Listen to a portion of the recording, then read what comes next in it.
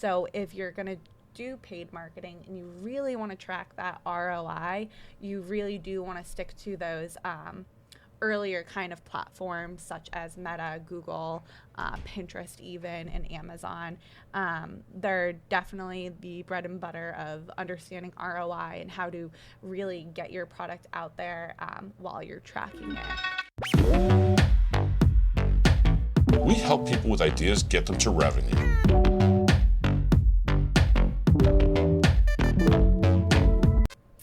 Hi guys, welcome back to the 52 Launch Podcast, Season 2, Episode 2. I'm Sarah. I'm Jalen. And today we're going to be talking about digital marketing and how to get ahead of it in 2024. We're both the digital marketing manager and specialist here at 52 Launch, and we deal with a hefty amount of clients, so we definitely dive deep into the world of digital marketing. But we're going to break it up into three different topics. Yes. And to start off with topic 1, just all the basics you need to know about how to get started when you are starting those business accounts or just social media accounts in general. So first thing you really need to know is, what is your target audience? Depending on what you're selling, depending on your product or just your personal brand, you want to find a target audience, which is a group defined by certain behaviors, their interests, or demographics in general. And these groups are what you're going to help yourself narrow down in order to find people who will purchase the products.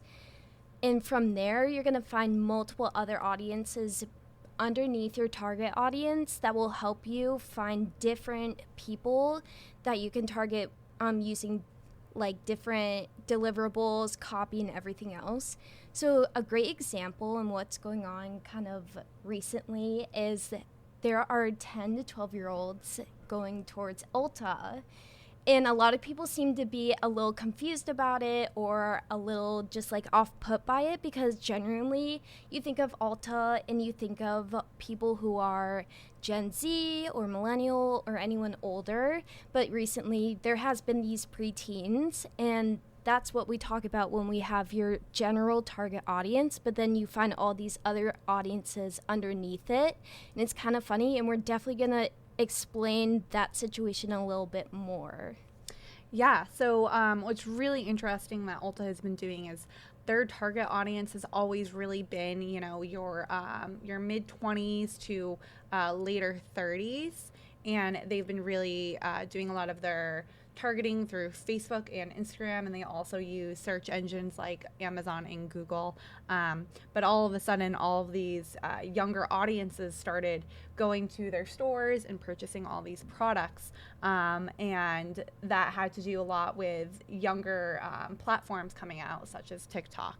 So going into a little bit more of how you prepare for this is how you're delivering your ads for these demographics.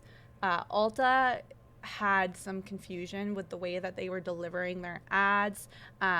They were still pushing out all this creative content, this user-generated kind of content on TikTok and social media in general.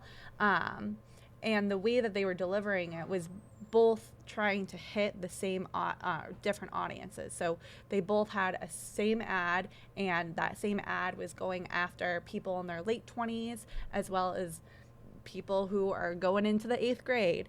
So it was they didn't make a clear way of segmenting that demographic well enough. So once you figure out your target audiences or target audience, you want to make sure that the type of creative that you're trying to hit these audience and resonate with this audience makes sense for that audience. So whether it be photography, your videography, your graphics, or your copy, you want to make sure that that type of language and creative is something that your audience is going to look at and like right away. And you want to make sure you're capturing that audience within the first 3 seconds, specifically on social media. You want to make sure that they look at it and instantly click on it and go to your page and are interested.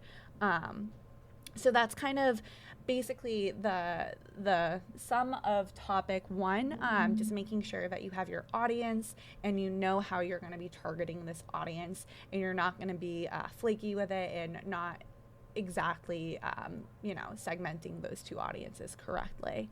But another topic that's really important when we are talking about those deliverables is basically those channels and whether or not you're delivering through organic social or through paid social, or organic search or paid search. So going into topic number 2, we're going to be discussing the differences in choosing your channels and then going organic versus paid. So talking a little bit about your channels, you want to make sure that your audience is sitting on that channel.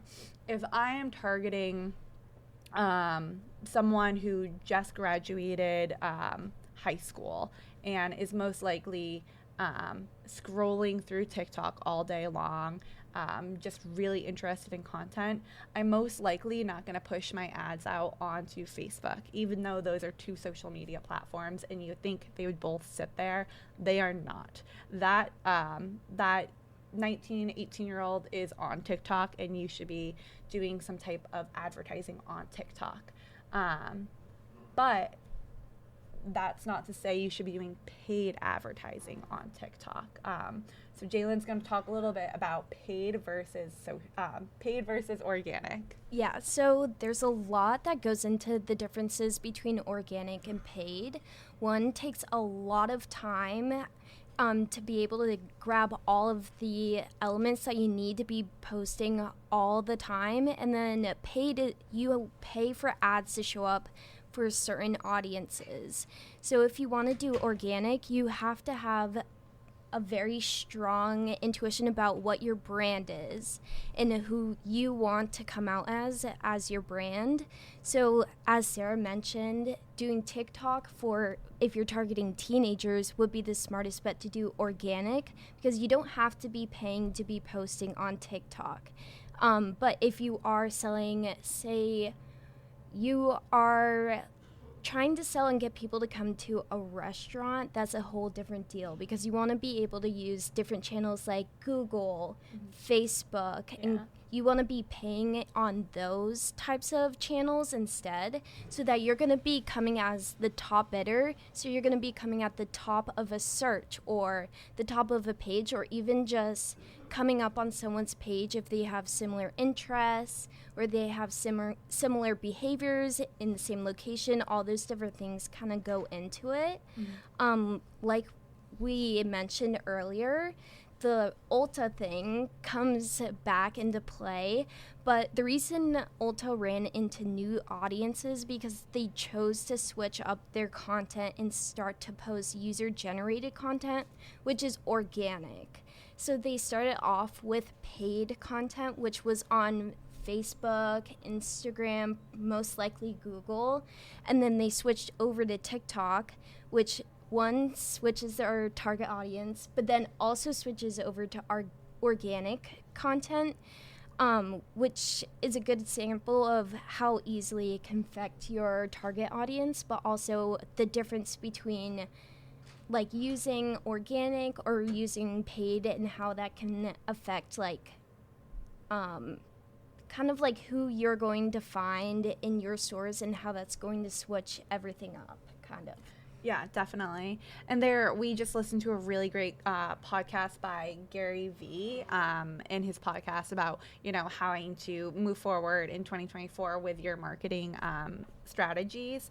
And he said a really great quote about how, if you're trying to do paid on TikTok, that platform, although it's 4 years old or so when it comes to having all this traffic to it, you're basically throwing your money out the window because it hasn't collected enough rich data on all of its users. It just knows that its users like to watch TikToks on how to make coffee or something as simple as that.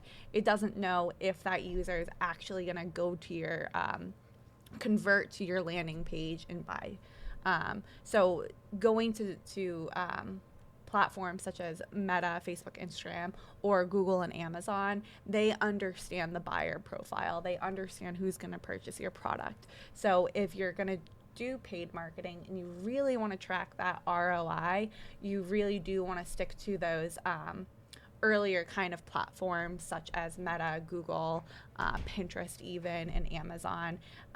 They're definitely the bread and butter of understanding ROI and how to really get your product out there while you're tracking it. But speaking of tracking, that brings us to our topic number 3. So everyone really, once you find your target audience, you know the channels you're going to go on, you know whether or not you want to be paying for your advertising or just posting organically, then you have to know and understand how to read your data, how to know whether or not these ads that you worked so hard on creating, all this research you did on your target market, how to know if all of that's actually working. So when we talk about paid is a really good way of tracking all of your key performance indicators and knowing whether or not the choices you made were a mistake or if you can grow and learn from them. So there's a bunch of KPIs that really come into how you're going to read your data and how you're going to analyze it. We're not going to discuss every single piece of data with you on this podcast because I think we would all fall asleep. But since we're on the topic of engagement and really just talking about your audience to your creative, let's look at the data or the KPI of click-through rate / engagement rate. So, this is the rate of how many people saw your ad and clicked on it.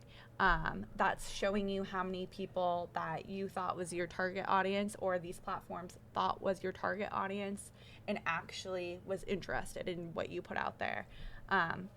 So if your click-through rate is between, I like to say 4 to 7 on social media, Meta, then you're doing really well. That means that, your audience actually is interested in the product that you're trying to sell, or they really do like your ad. Your creative was pretty good. Your copy, stood out to them. And then once they click on that ad, you want to make sure that they didn't accidentally click on that ad. You're not having a clickbaity kind of ad. So people are clicking on your ad and then they're actually staying on your website. So that's when we talk about your bounce rate. Your bounce rate is how many people are landing on your page and immediately leaving. They did not like your website. So obviously there's a bunch of changes you can do to your website to make that not happen. And then there's situations where you can update your copy or your video or your graphic to make sure that looks better as well and people are actually clicking on it. But at the base of it, if we're looking at performance and not just sales, because sales come eventually down the line, you do want to make sure that you are producing content that your audience that you research so hard on is going to like and matches that audience. So yeah, that's basically what we have to say about digital marketing. A lot of the things we said aren't just new for 2024, but they are practices that you should always have moving forward in digital marketing. If there's anything that we could say for you for 2024 that's going to be different, is to really focus on creating content that matters. Don't create content just to create content. Make sure that the video that is being pushed out there, whether it's organic or whether it's paid, is something that people actually want to listen to and actually want to watch. So that's the main advice. Yeah, that's all we got for you. Stay tuned for your podcast for February, season 2, episode 3. It was great talking to you guys. Thank you. Thank you.